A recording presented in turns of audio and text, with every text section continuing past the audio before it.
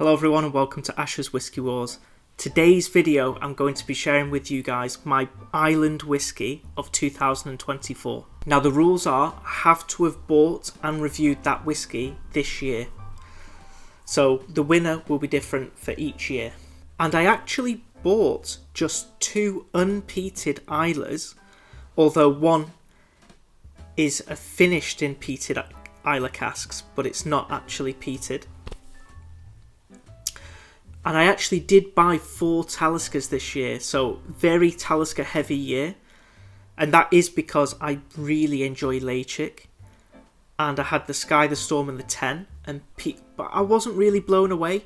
And people said, trust me, Talisker's amazing. Try some others. So I actually picked up 4 others this year. Won't be going as heavy next year into Talisker, that's for sure. I'll check out probably a lot more unpeated islands next year.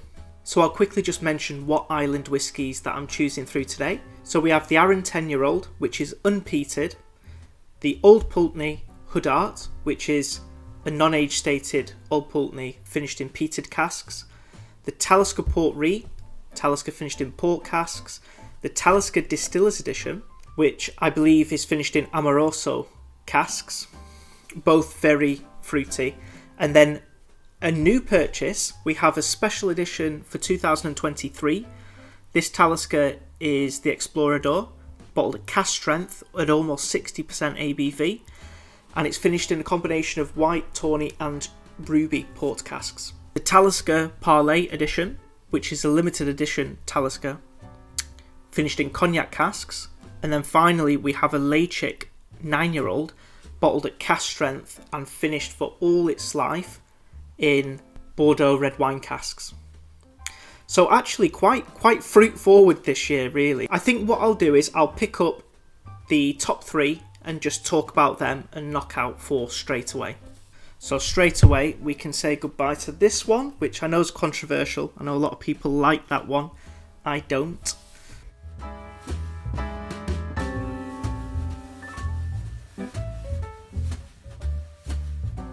So I've narrowed it down to 4 whiskies. I'm actually going to get rid of the Port Ree because I'm going to be filming a whiskey war soon with the Port Ree Talisker against the cask strength special edition Talisker, which is essentially port finish Talisker against cask strength port finish Talisker.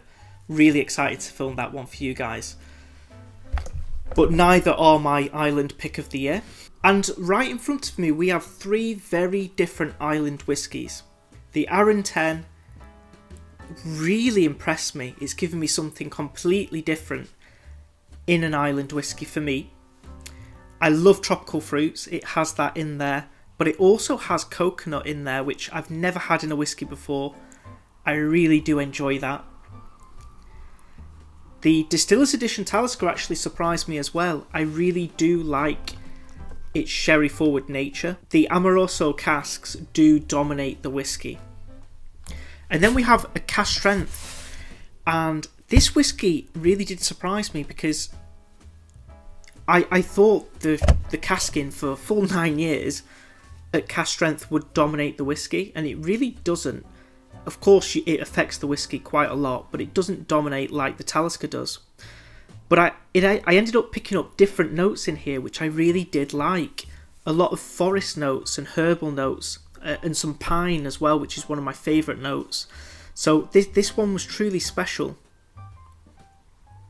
But it is the most expensive. So I'm trying to do it on flavour and price and merge the two. And here we have it, guys. My Island Whisky of 2024, the Arran 10 year.